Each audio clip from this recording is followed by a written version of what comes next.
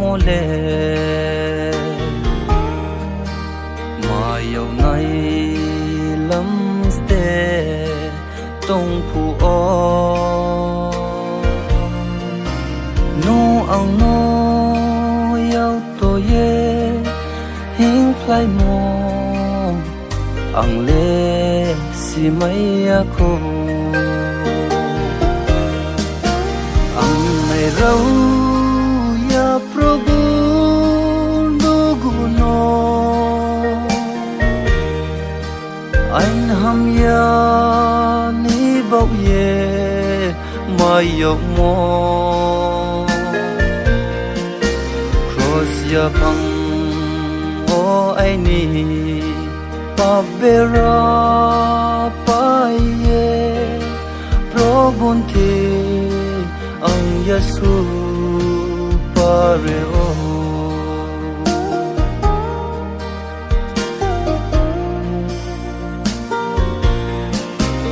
anh rong ma khum bar me mui lo so se sa kyau ye tung sa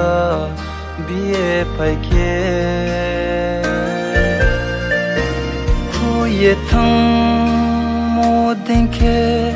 kroi pi nai se nung ba ya le Prabhu ang nai rau ya Prabhu duguno anh ham ya ni bau ye mai yok mo cross ya phang o ai ni pabera pa ye Prabhu thi ang Yesu pareo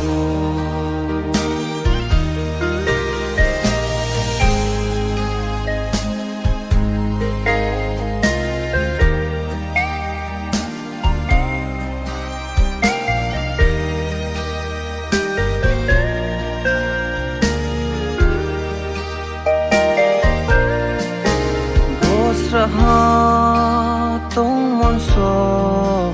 mùi nhớ po man kia yêu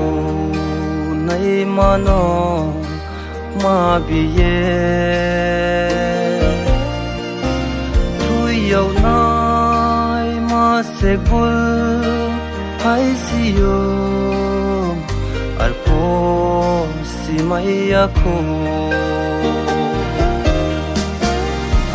may rau ya Prabhu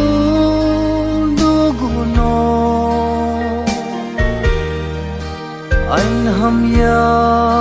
ni bau ye mai yok mo cross ya phang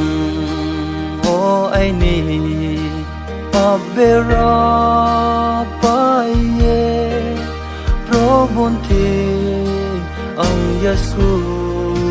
pareo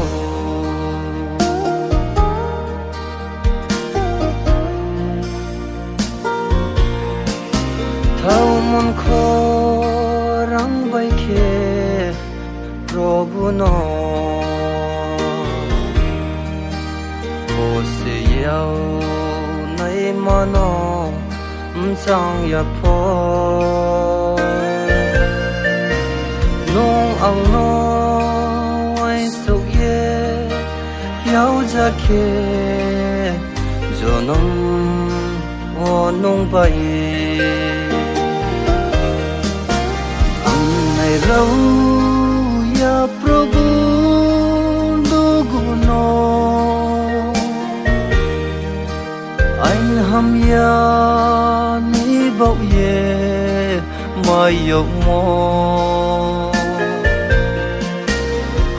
ya phang o ai ni pabera pa ye Prabhu thi ang Yesu pareo